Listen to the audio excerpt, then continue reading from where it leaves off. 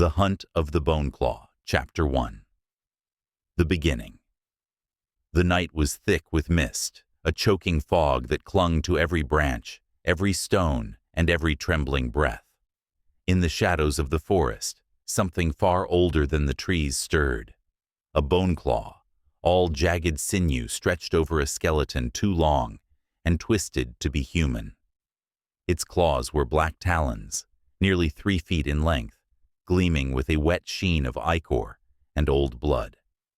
It moved with grotesque grace, joints popping unnaturally, as it bent its frame low to the ground. Each step was deliberate, silent, the massive claws trailing furrows in the earth behind it, like plow blades. Its head turned in jerks, empty sockets smoldering faintly with a corpse-light glow. The sound that drew it was pitiful. Laughter, distant but nervous, from a group of travelers huddled around a meager campfire. The bone claw knew hunger, but more than that, it knew cruelty. It was a predator of fear, savoring the slow unraveling of courage before the kill. Chapter 2. The Stalking. From the tree line, it crouched and watched. Its tongue, gray and swollen, slid out from between skeletal teeth, tasting the air. The scent of sweat, of unwashed flesh, of living blood. All of it teased the creature like perfume. Its arms extended forward, claws piercing the soil as though anchoring it to the earth, and with a rippling heave, it stretched its form higher, until its head towered above the treetops. It loomed there, motionless, a silhouette lost in the fog. Then, inch by inch, it shrank back down, folding its grotesque body like a spider preparing to strike. A branch cracked beneath one claw. The sound was faint, almost accidental, but enough. One of the travelers stiffened, turning toward the woods. The bone claw froze, hunched low in its unnatural crouch. The man squinted into the blackness, muttering about wolves. His companions laughed it off. The bone claw's grin widened, fleshless lips tearing further at the corners. It enjoyed the game. Chapter 3. The First Strike. When the fire burned low, the bone claw slithered closer, its elongated arms reaching past the trees, talons slipping silently through brush and bramble. The first victim never saw it. A sudden wet crunch broke the night as the creature's claw speared clean through a sleeping woman's torso, lifting her into the air like a skewered rabbit. Her scream burst from her throat, cut off as the claw clenched and ribs cracked outward like shattered kindling. The others awoke in chaos.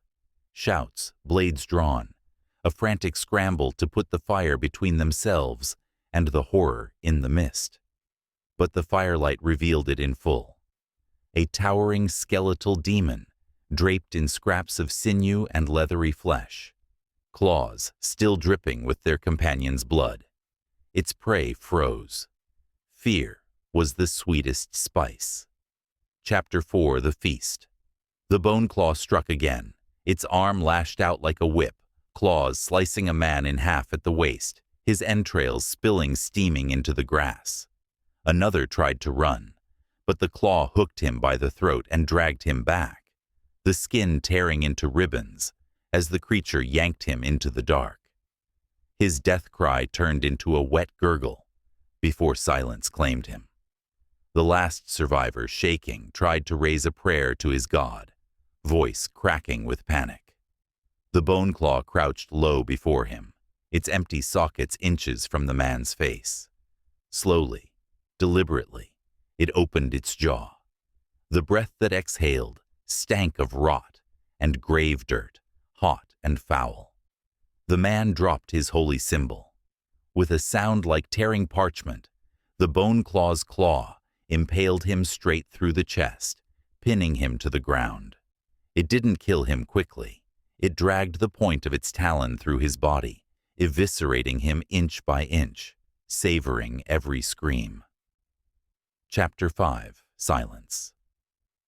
When the forest grew still again, only scraps remained. The fire had guttered out, drowned in spilled blood. The mist carried away the scent of terror, and the bone claw vanished into the blackness, claws dragging corpses into the underbrush. Tomorrow, scavengers would find what was left: gnawed bones, claw marks gouged deep into the earth, and the lingering sense that something still watched from the trees. For the bone claw, the hunt never ended.